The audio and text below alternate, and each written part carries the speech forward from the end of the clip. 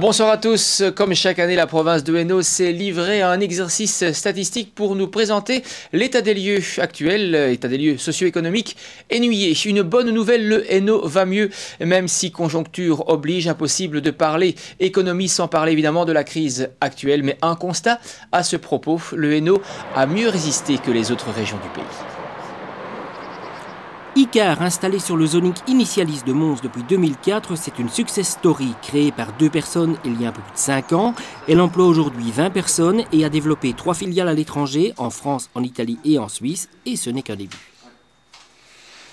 On travaille dans ce qu'on appelle la maintenance prédictive en mécanique industrielle, c'est-à-dire que de manière simple, on va dans une entreprise avec du matériel assez perfectionné, et exactement comme un médecin avec son stéthoscope, on pose nos capteurs sur une machine à l'aide d'aimants, et on est capable de dire au client s'il a des défauts et surtout de manière très précise. Donc si c'est un roulement, un arbre plié à tel point qu'on peut même dire quelle pièce du roulement.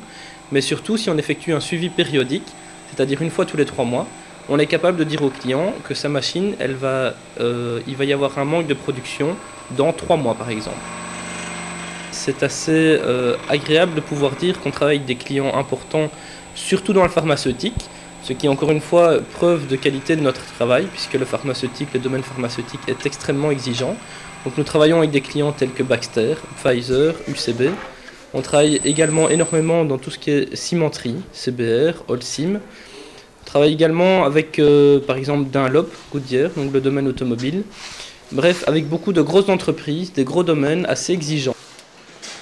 Cette année-ci, on a multiplié par 2, voire un petit peu plus notre chiffre d'affaires, alors que notre plan économique était basé sur un chiffre de 1,8, et ce déjà avant la crise. Donc pour le moment, on se porte bien.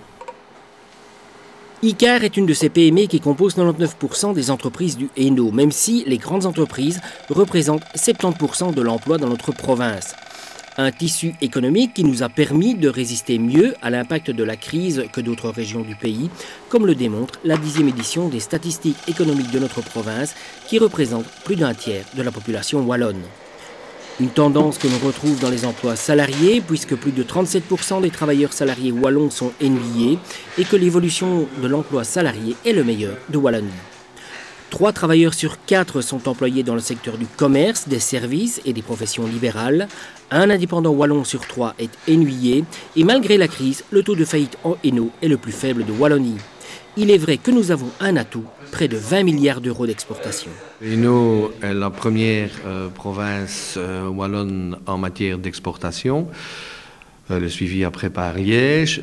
Je pense que c'est dû aussi au Hainaut qui est quand même un carrefour important en matière hydrographique, en matière de route, en matière de chemin de fer, et qui fait que une grande majorité de ce qui est produit en Hainaut part à l'étranger, quand dans l'étranger c'est en grande majorité l'étranger limitrophe.